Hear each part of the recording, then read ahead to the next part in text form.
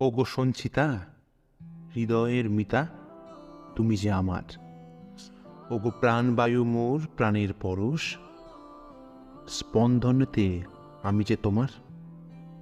সমকের মুখে এই রকম একটি প্রেমের কাহিনী শোনার পর সঞ্চিতা লজ্জা পেয়ে ঘরের ভেতর ঢুকে যায়। সমক হো হো করে হাসতে হাসতে বলে, তোর তোমার দাদাকে দেখে লজ্জা পাচ্ছ? ও আগে আমার বন্ধু, তারপর আমি এবারে বলি, হ্যাঁ বলেই ফেলো শালা।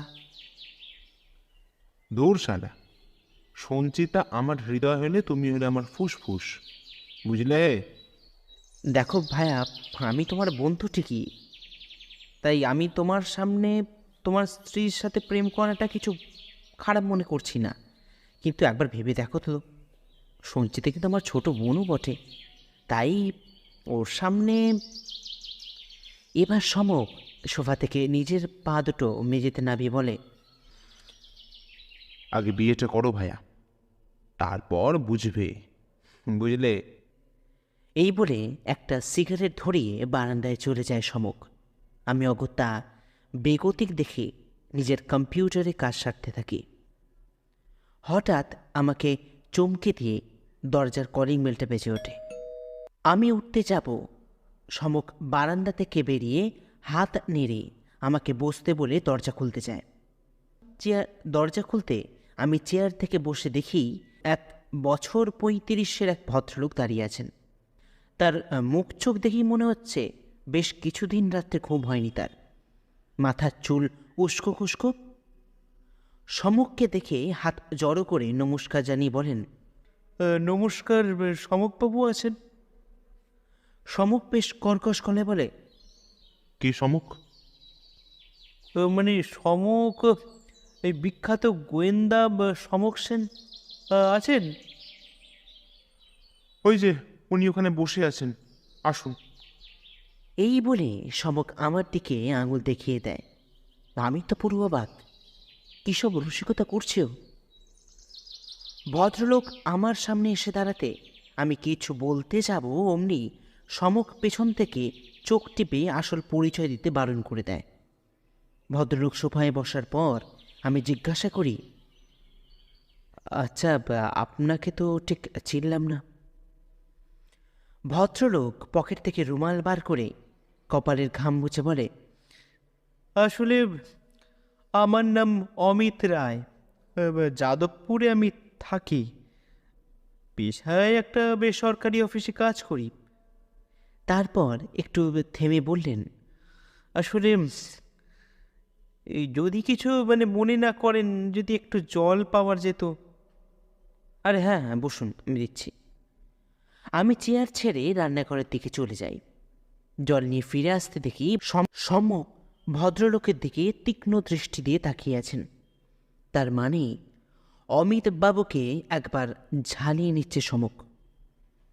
আমি জল এনে ওনাকে দেওয়াতে অমিতবাবু ঢক ঢক করে জলপান করার পর সমক বলে, আচ্ছা, আপনি সমককে আগে দেখেছেন? ভদ্রলোক অবাক হয়ে বলেন, না, আসলে ইন্সপেক্টর ভদ্র আমাকে আপনার কাছে পাঠান। একটা বিপদে পড়ে আমি ইন্সপেক্টর ভদ্রর কাছে যাই। তিনি আমার বাল্য বন্ধু, তার কাছে আমার প্রবলেমটা জানাতে তিনি আপনার কাছে আসতে সাজেস্ট করেন। আমি এবার বলি, কিছু মনে করবেন না অমিতবাবু, আসলে আমি হলাম পৃথ্বীজিৎ, সমকের বাল্যবন্ধু, আর উনি হলেন স্বনামধন্য গোয়েন্দা সমক সেন। সমক আমার দিকে বিরক্তির দৃষ্টিতে তাকিয়ে বলে, বেশ তো চলছিল। তারপর অমিতবাবু থেকে ফিরে বলে, হ্যাঁ, আমি সমক। আসলে অনেকে এসে আমাকে খুব বিরক্ত করে, তাই আর কি, কিছু মনে করবেন না। এবার বলুন তো, আমাকে দরকার পড়ুক আর না আপনার? ভদ্রলোক আবারও রুমালে ঘাম মুছে বলতে শুরু করলেন, আসলে সমকবাবু, আমি ছোট থেকেই কলকাতা শহরে বড় হয়েছি। ছোট থেকেই সবার সাথেই আমার সদ্ভাবও আছে। পাড়াতে আমার অল্প বিস্তর নাম ডাকও আছে ভালো কাজ করার জন্য। সম্মুখে নিজের মুখটা বিকৃত করে বলে, এসব শোনা, এসব জেনে আমি কি করবো বলুন তো? আসল কারণে আসুন। বেশ বেশ।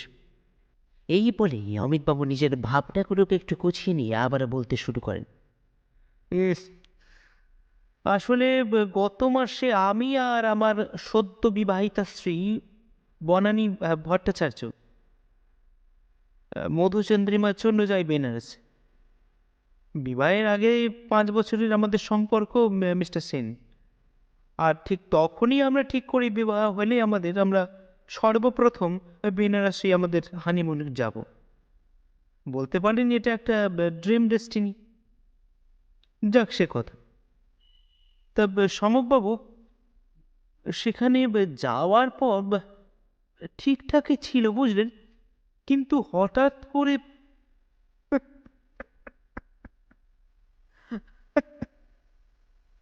এই বলে কান্নায় ভেঙে পড়লেন ভদ্রলোক। আমি এগিয়ে গিয়ে জলের গ্লাসটা এগিয়ে দিলাম। লক্ষ্য করলাম সঞ্চিতা ঘরের দরজার আড়ালে দাঁড়িয়ে আমাদের কথা শুনছে। আমি এসে বসতেই সমক বলে, দেখুন, নিজেকে আগে সামলান আর আসল কথাটা বলুন। তাতে আপনার উদ্দেশ্য আর আমার বিদেহ দুটোই কিন্তু পূর্ণ হবে। হ্যাঁ, আপনি ঠিকই বলেছেন সমকবাবু। এবার ভদ্রলোক নিজের চোখের জল মুছে আবার বলতে শুরু করলেন, আমরা যেদিন চলে আসব তার আগের দিন রাতে হোটেলের ঘরে শুয়ে আছি, হঠাৎ বনানীর ডাকে আমার ঘুমটা ভেঙে যায়। আমি চমকে উঠে তাকে জিজ্ঞাসা করি সে তার শরীর খারাপ করলো কিনা, কিন্তু বনানী কোনো কথাই বলতে পারে না সমকবাবু। অদ্ভুত একটা ভয় যেন তাকে তাড়া করছে তার চোখ মুখে। আমি প্রথমে একটু ভয় পেয়ে যাই তার মুখের অবস্থা দেখে।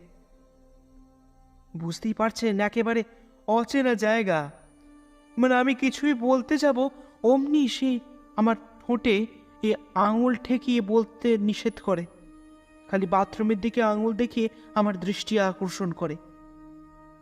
আমি সেদিকে তাকাতে দেখি একটা ছায়ামূর্তি ওই বাথরুমের ভেতর কিন্তু চলাফেরা করছে। কিন্তু আশ্চর্যের বিষয় হলো, আমরা ছাড়া ওইখানে মানে ওই রুমের ভেতর আর তো কোনো মানুষ ঢোকার কথা নয় সমকবাবু। আমি বিষয়টা বোঝার জন্য হাতে ওই 2 লিটারের জলের বোতল অস্ত্র হিসাবে ব্যবহার করার জন্য নিয়ে এগোতে থাকি। বাথরুমের দরজা খুলে ভেতরটাও দেখি, কিন্তু আশ্চর্যের বিষয় হলো সমকবাবু, সেখানে কিন্তু কেউ নেই। আমি এবার অবাক হয়ে বলি, এসব কি বলছেন আপনি? এরকম কি সম্ভব নাকি? সমক এবার নিজের চশমাটা হাতে নিয়ে পরিষ্কার করে বলে, তারপর? অমিতবাবু আমার দিক থেকে মাথা ঘুরিয়ে সমকের দিকে ফিরে বলেন, তারপরই ঘটল সবচেয়ে চমকের বিষয়। যখন আমি বাথরুম থেকে ঘরের দিকে ঢুকবো, ঠিক তখনই আমার মাথার পেছন দিকে কেউ সজোরে আঘাত মারে সমকবাবু। আমি অজ্ঞান হয়ে পড়ে যাই। পরের দিন সকালে যখন চোখটা খোলে, দেখে আমি বাথরুমের মেঝেতেই শুয়ে আছি। মাথার মধ্যে একটা প্রচণ্ড যন্ত্রণা কাজ করতে থাকে। কিন্তু ঘরে ফিরে এসে দেখি সেখানে তো বনানী নেই। মানে? হ্যাঁ সমকবাবু, আমি বহু খুঁজলাম, সেখানকার প্রশাসনকেও বিশেষ করে সুরাহ করতে পারল না। এমনকি হোটেলের কেউ নাকি আমার স্ত্রীকে দেখেনি সমকবাবু। তাহলে? এইখানেই শেষ নয় সমকবাবু। বিছানার ওর আগের রাতে পরিহিত মানে জামা কাপড় এবং যাবতীয় কিছু ওর পরিহিত এবং সঙ্গে নিয়ে যাওয়া জামা কাপড় সব কিছু রয়ে গেছে। এখন আপনি ভরসা সমকবাবু, আমার বনানীকে ফিরিয়ে আনুন সমকবাবু। সমক সব শুনে চেয়ার থেকে উঠে একটা সিগারেট ধরিয়ে বলে, দেখুন এখানে দ্রুত প্রশ্নের কিন্তু উত্তর পাওয়া খুব দরকার। অমিতবাবু বললেন, কি প্রশ্ন বলুন না। প্রথমত আপনার স্ত্রী গেলেন কোথায়, আর দ্বিতীয় প্রশ্ন হলো কাপড় জামা সব পরে থাকলে উনি কি নগ্ন অবস্থায় বাড়ি থেকে বেরিয়েছেন নাকি, বা বার করা হয়েছে নাকি? আর তাহলে কি ঘরে লোকের প্রবেশের সঙ্গে আপনার স্ত্রীর কিছু যোগ আছে? এইসব কি বলছেন সমকবাবু? আমার স্ত্রীর সম্পর্কে এরকম মন্তব্য আপনি করতে পারেন না। সমক এবার তার দিকে ফিরিয়ে তীক্ষ্ণ দৃষ্টি দিয়ে বলে, আমি আলবাত পারিস অমিতবাবু, আপনি ভুলে যাবেন না যে এটাই কিন্তু আমার কাজ। হ্যাঁ, আপনার স্ত্রীকে পাওয়া গেলে কোনো সমস্যাই ছিল না, কিন্তু এখানে কিন্তু উনি প্রধান সাসপেক্ট। দেখলাম অমিতবাবু এটা শোনার পর মুখ নিচু করে বসে রইলেন। আমি সমককে বললাম, তাহলে এখন কি ভাবছো সমক? সমক আমার দিকে ফিরে একটা রহস্যের হাসি হেসে বলে, ব্যাক প্যাক করো পৃথ্বীজিৎ। আচ্ছা পৃথ্বী, বলো তো, মাতা পার্বতী গঙ্গার মতো নদী ত্যাগ করে এই কুণ্ডে স্নান করলেন কেন? মণিকর্ণিকা কুণ্ডের দিকে তাকিয়ে প্রশ্ন করে সমক।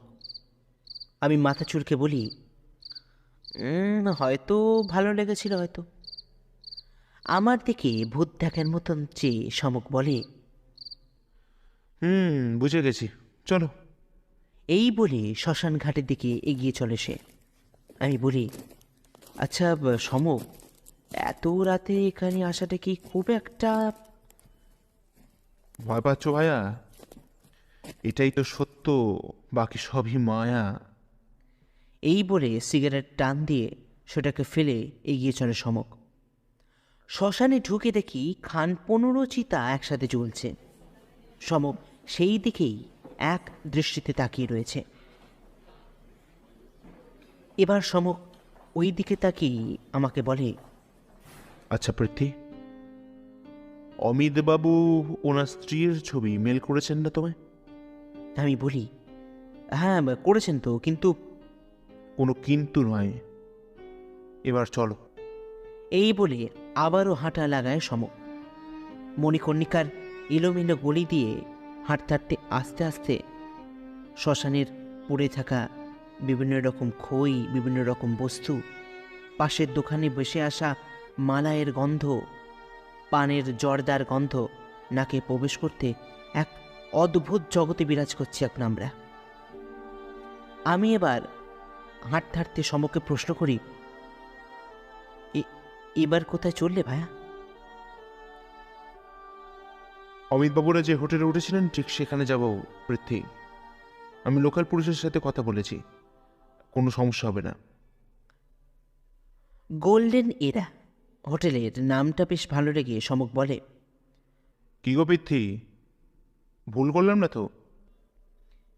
এসব বিষয়ে তুমি ভুল করতে পারো না, সেটা আমি খুব ভালো করেই জানি সমক। বেশ, অনেক তেল দিয়েছো ভাইয়া, এবার চলো।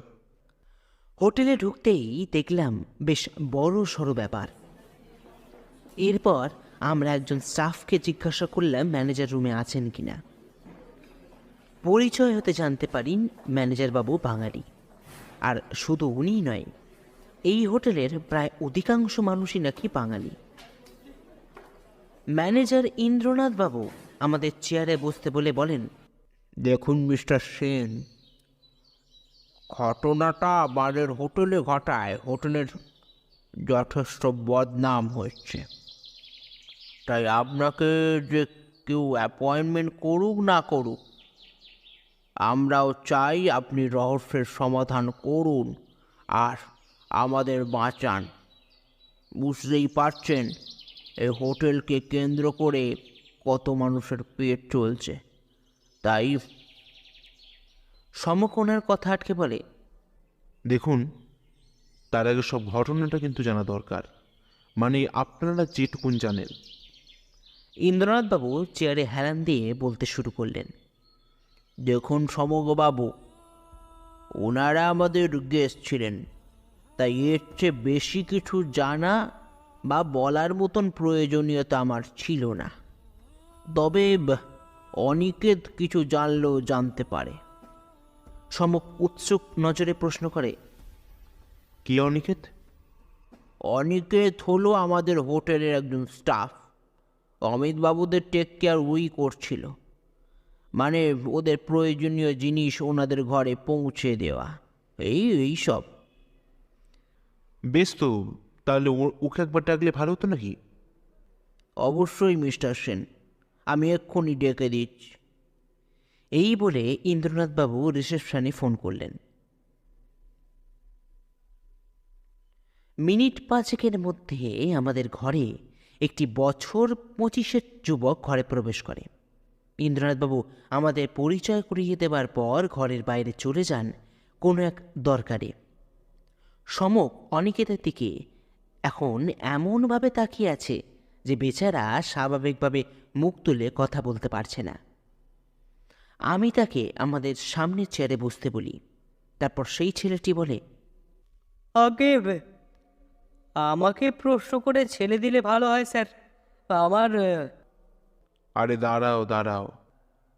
এই বলে সমক তার দিকে ঝুঁকে পড়ে বলে, আচ্ছা অনিকেত, তোমাদের হোটেলের থেকে যে মেয়েটি নিখোঁজ হয়েছে, সরি মেয়ে না বলে মহিলাই বলি, তোমাদের হোটেল থেকে যে মহিলাটি নিখোঁজ হয়েছেন তার সম্পর্কে তুমি কিছু আমাকে অবগত করতে পারো? ছেলেটি এটা শোনার পর কেমন ঘাবড়ে যায়। তারপর বলে, স্যার আমি তো পুলিশকে সবই বলে দিয়েছি, আবার নতুন করে। আরে বলোই না, আমি তো শুনিনি। আর তাছাড়া তোমাদের ম্যানেজার মশাই নিজেই তো আমাকে সাহায্য করতে বলেছেন। ছেলেটি কী সব ভেবে তারপর বলতে শুরু করে, দেখুন, আমার কাজ তাদের দেখভাল করা, এর বাইরে আমি কিছুই জানি না। এবার সমক আমাকে চমকে বলে, দেখো চাঁদু, অনেকক্ষণ তোমার নাটক দেখছি, এবার সোজা সোজা সব খুলে না বললে তোমার চুরির কথা কিন্তু আমি ইন্দ্রনাথবাবুকে বলে দেবো। আমি তো কিছু চুরি করিনি স্যার। ও তাই? আমি তো সিসিটিভিতে দেখলাম তুমি ক্যাশ বাক্স থেকে কিছু একটা জিনিস সরিয়ে নিলে। ভেবেছো ম্যানেজার আমাদের সঙ্গে কথা বলতে ব্যস্ত থাকবে আর তুমি সেই সুযোগে। অনিকেত আমাদের অবাক করে সমকের পা ধরে ক্ষমা চেয়ে বলে, আমাকে আমাকে ক্ষমা করে দিন স্যার, আমি একদম ভুল করে ফেলেছি। ম্যানেজারবাবুকে বলবেন না স্যার, আমার সংসার। বেশ, তাহলে নিজের চেয়ারে গিয়ে বসো আর আমার প্রশ্ন উত্তর দাও। অনিকেত নিজের চেয়ারে বসতে আমি তাকে জল এগিয়ে দিই। সে জল পান করে বলতে শুরু করে, আসলে প্রথমে আমি সেরকম কিছু লক্ষ্য করিনি স্যার। পরে একদিন সকালে ওনাদের রুমে ব্রেকফাস্ট দিতে গেলে অমিতবাবু ঘরের দরজা খুলে দিয়ে বাথরুমে চলে যান। আমি ঘরে ঢুকে টেবিলে খাবার সাজিয়ে রেখে চলে আসতে যাব, ঠিক সেই সময় দেখি বেডরুমে ম্যাডাম তখনও শুয়ে আছেন, আর ওনার পাশের টেবিলের দামির একটা কিছু গয়না আছে। সেগুলো দেখে আমার বড় লোভ হয়, কিন্তু বিশ্বাস করুন স্যার, আমি সেগুলো চুরি করতে গিয়েও কিন্তু করতে পারিনি। আমি অবাক হয়ে প্রশ্ন করি, কেন? আসলে স্যার, যেদিন মনস্থির করি যে গয়নাগুলো চুরি করব, সেদিন সকাল থেকেই আমি ওনাদের ফলো করতে থাকি। পরে সন্ধ্যার দিকে ওনারা ঘুরতে বেরোলে আমি ডুপ্লিকেট চাবি দিয়ে ওনাদের ঘরে প্রবেশ করি। গয়না খুঁজে নিয়ে যখন বেরিয়ে আসতে যাব, তখন ম্যাডাম ঘরে ফিরে আসেন। আমি প্রথমে ভয় পেয়ে যাই স্যার, তাড়াতাড়ি লুকিয়ে পড়ি, কিন্তু ম্যাডাম আমাকে ধরে ফেলেন। সমক এবার প্রশ্ন করে, বর্ণনা দিবে একা কেন? অমিতবাবু ফেরেননি? আগে না স্যার, আমি ম্যাডামের পা ধরে ক্ষমা চাইতে থাকি। বুঝতেই পারছেন, একবার ম্যানেজারবাবু কানে খবর গেলে চাকরি থেকে শুধু বারই করবেন না, পুলিশের হাতেও ধরিয়ে দেবেন। আমি কাকুতেও মিনতি করতে থাকি ম্যাডামকে, কিন্তু সেই সময় এই বলে অনিকেত কি যেন ভাবতে থাকে। আমি এবার বলি, কিন্তু সেই সময় কি? অনিকেত একটু অকচকিয়ে বলে, হ্যাঁ, আসলে ম্যাডাম আমাকে খুব প্রস্তাব দেন। আমি রাজি হইনি স্যার। আমার সংসার আছে, আর তাছাড়া আমি চোর হতে পারি তা বলে দুশ্চরিত্র নই স্যার। আমরা সেখান থেকে বেরিয়ে তাড়াতাড়ি ঘরে চলে আসি, আর জেলে যাবার মানসিক প্রস্তুতি নিতে রাখি স্যার। বুঝতেই পারছেন আমি গরিব মানুষ, বড় লোকদের সঙ্গে পেরে ওঠা আমার পক্ষে সম্ভব নয়। কিন্তু ভাগ্যক্রমে সকালে জানতে পারি ম্যাডাম মিসিং। এই বলে চুপ করে যায় অনিকেত। সমক এবার একটা দীর্ঘশ্বাস ফেলে বলে, তার মানে তুমি কিছু অনিষ্ট করেছো, আর যাতে ধরা না পড়ো সেই জন্য বর্ণানী দেবীকে দুশ্চরিত্র প্রমাণ করার জন্য উঠে পড়ে লেগেছ, তাই তো? বিশ্বাস করুন স্যার, আমার একটা কথা মিথ্যা নয়। আমি গরিব হতে পারি স্যার, অভাবের চোটে চুরিও করতে পারি, কিন্তু নিজের সম্মান নষ্ট করবো না স্যার। বেশ, তুমি এখন আসতে পারো অনিকেত। এই বলে সমীক নিজের চেয়ার ছেড়ে উঠে দাঁড়ায়। আচ্ছা সমক, কি বুঝছো বলো তো? ডক্টর রাজেন্দ্র প্রসাদ ঘাটের শ্রেণীতে বসে সমককে জিজ্ঞাসা করলাম আমি। সমক চায়ের ভাঁড়ে চুমুক দিয়ে বলে, আচ্ছা পৃথ্বী, আমার বাঁ পাশের মান মন্দিরের দেয়াল দেখতে পাচ্ছ? আমি অবাক হয়ে তাকে বলি, কিসব হেয়ালি করছো বলো তো? হেয়ালি নয় ভায়া, এই দেয়ালটা যে কত শত বছরের ইতিহাস বয়ে বেড়াচ্ছে তার ইয়ত্তা নেই। তবে কেউ যদি সেই ইতিহাস সম্বন্ধে জানতে ইচ্ছুক হয়, সেই কেবল জানতে পারবে এই দেয়ালের না বলা বহু ইতিহাসের কথা। কিন্তু এর সঙ্গে তোমার কাছের কি মিল? আছে আছে পৃথ্বী, আছে। আমি হলাম সেই ইতিহাসবিদ যে পুরানো ইতিহাসের পাতা ওঠাতে খুব মজা পায়। খালি আমাকে একটু সময় দাও ভায়া, খেলা এখন তো শুরু হলো কেবল। এই বলে ওর বিখ্যাত হাসিটা আবারও হাসতে থাকে। আমরা আমাদের হোটেলে ফিরলে আমি সঞ্চিতাকে একটা ফোন করি ও ভালো আছে কিনা জানার জন্য। এবারে আমাদের সঙ্গে আমার বোন সঞ্চিতা না আসায় আমার খুব খারাপ লাগছে। ফোনে সঞ্চিতার সংবাদ নেওয়া হয়ে গেলে আমি সমককে বলি, আচ্ছা সমক, সঞ্চিতাকে কি একবারও ফোন করতে নেই? বেচারিকে তো এমনিতেই সঙ্গে আনোনি, তারপর অন্তত একবার। সমক জানলার দিকে তাকিয়ে সিগারেটের ধোঁয়া ছেড়ে বলে, এবারে আনার মতন অবস্থা ছিল না পৃথ্বী, সেটা তুমি খুব ভালো করেই জানো। আর তুমি তো আছোই, তাই। সমকের কথা শেষ হতে না হতেই ঘরের টেলিফোনটা বেজে উঠল। সমক সিগারেটটা জানলা দিয়ে টুসকে দিয়ে মেরে ফেলে ফোনটা রিসিভ করলো, তারপর বলতে শুরু করলো, হ্যালো, আমি সমক সেন বলছি। হ্যাঁ হ্যাঁ, बोलिए इंस्पेक्टर सिंह, कुछ इन्फॉर्मेशन मिला आपको? वैसी এরপর রিসিভারটা রেখে আমার কাছে এসে চেয়ারে বসে পড়ে। আমি সমককে জিজ্ঞাসা করি, কি বলে ইন্সপেক্টর সিং? সমক আমার দিকে তাকিয়ে বলে, পরশু রাতে মণিকর্ণিকা শ্মশানের কাছে বনানী দেবীর মতন দেখতে এক মহিলাকে দেখতে পাওয়া গেছে। পুলিশ তাকে ফলো করলেও সে ভিড়ের মধ্যে মিশে যায়। এই বলে মাথার ওপর নিজের হাত রেখে চেয়ারে হেলান দেয় সমক। আমি বলি, তাহলে এরপর কি করবে? এটা শোনার পরে সমক চেয়ারে শটান সিধে হয়ে বসে আমার দিকে তীক্ষ্ণ দৃষ্টি দিয়ে বলে, এবার শ্রী শ্রী পার্বতী পতে হর হর মহাদেব।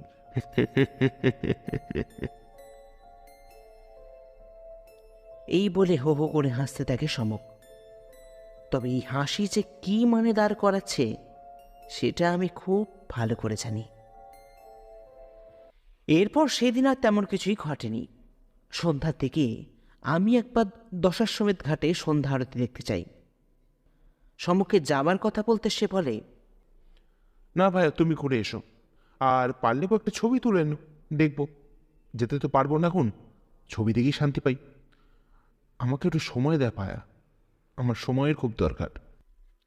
আমি তাই সন্ধ্যা আরতি দেখা শেষ করে গোটা দশেক মোবাইলের ছবি তুলে তুলে চলে আসি দশাশ্বমেধ ঘাট রোডে।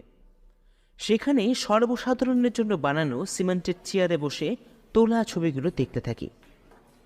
এমন সময় একটা বাচ্চা ছেলে আমার কাছে এসে বাদাম ভাজা কেনার কথা বলে। তার মায়া ভরা মুখটা দেখে আমি একটা ঠোঁয়া কিনে নিয়ে সেখান থেকে বাদাম খেতে থাকি, আর সামনের রাস্তা দিয়ে চলে যাওয়া অজস্র মানুষের ছবি তুলতে থাকি। কত ভাষাভাষী মানুষ শৃঙ্খলাবদ্ধ হয়ে চলে যাচ্ছেন নিজের নিজের গন্তব্যের দিকে। হঠাৎ আমার পেছনে থাকা বৃহস্পতি মন্দিরের ঘণ্টা বেজে উঠতে আমার হুঁশটা ফিরে ওঠে। মোবাইলে তাকিয়ে দেখি রাত 10টা বেজে গেছে। তাই আমি ওখান থেকে তাড়াতাড়ি করে হোটেলে ফিরে আসি। এরপর আর কিছুই ঘটেনি। আমি ফিরে এসে দেখি সমক শুয়ে পড়েছে। রাতের খাওয়ার কথা ওকে জিজ্ঞাসা করতে সে খাবে না বলে দেয়, আর আমার খিদে না পাওয়ায় আমিও তাড়াতাড়ি শুয়ে পড়ি। সকালে ঘুমটা ভাঙতে দেখি সমক বারান্দায় চেয়ারে বসে খবরের কাগজের পাতা উল্টাচ্ছে।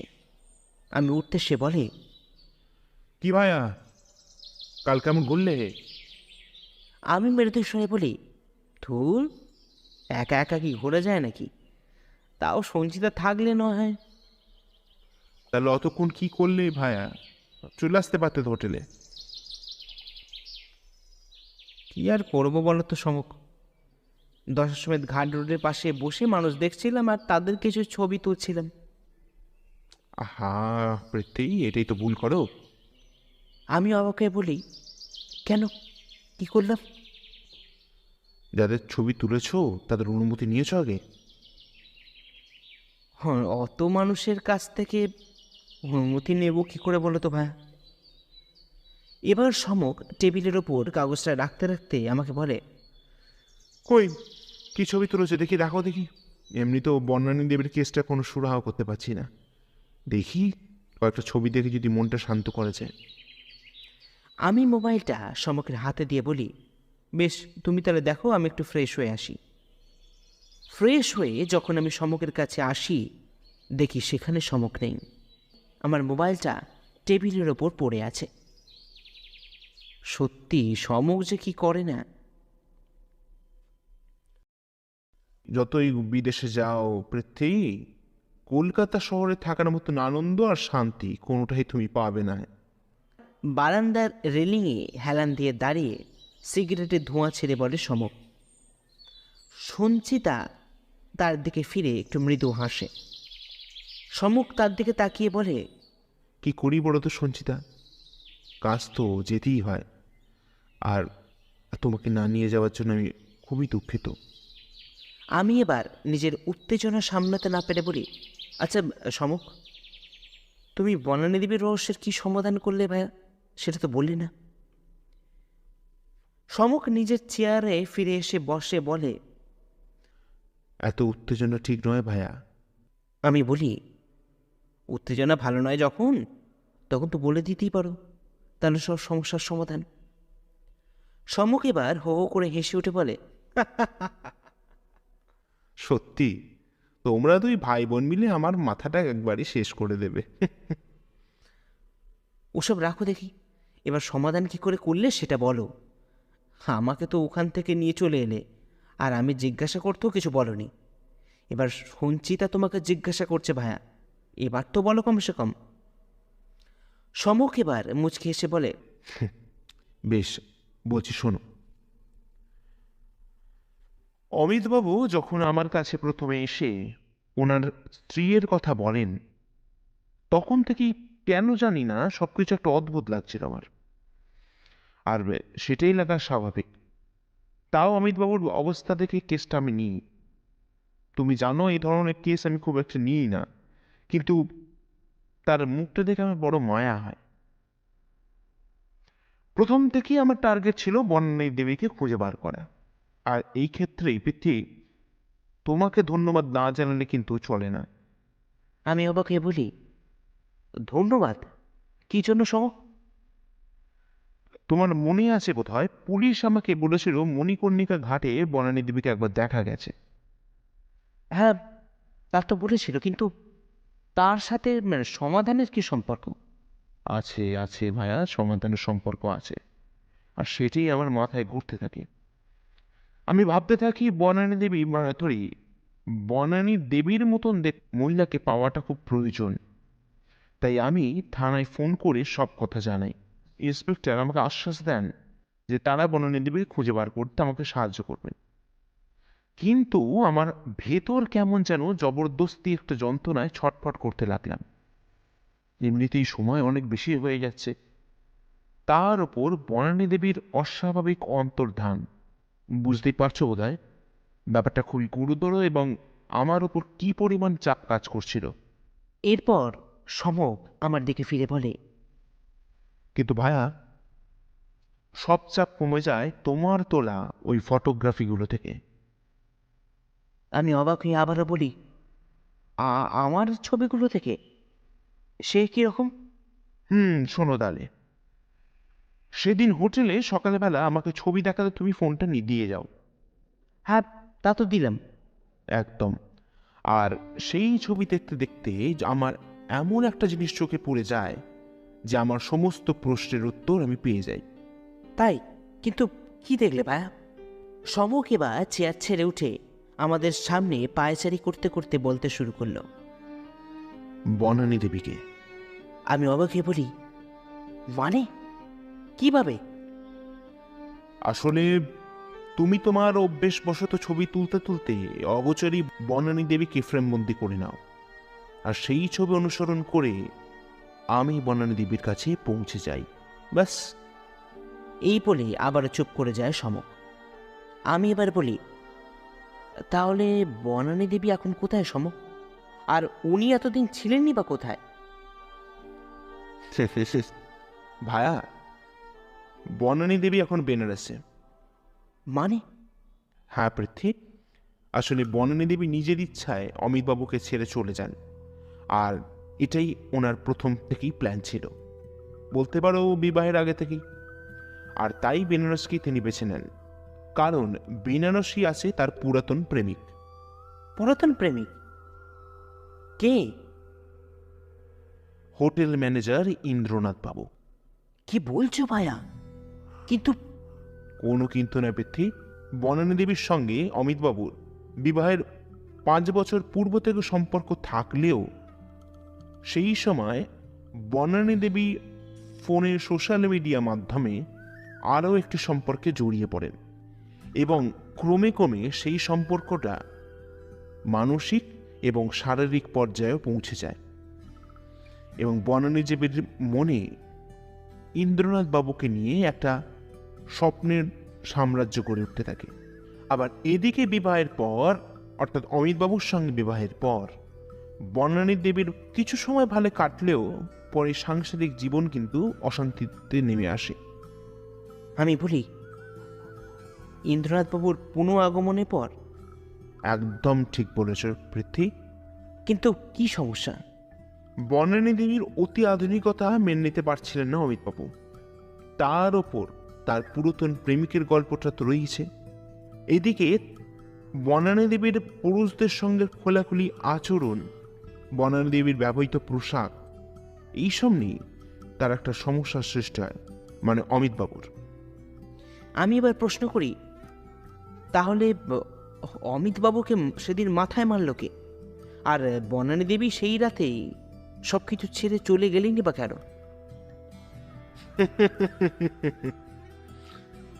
আরে বুঝবুক, এটাও বুঝলি না?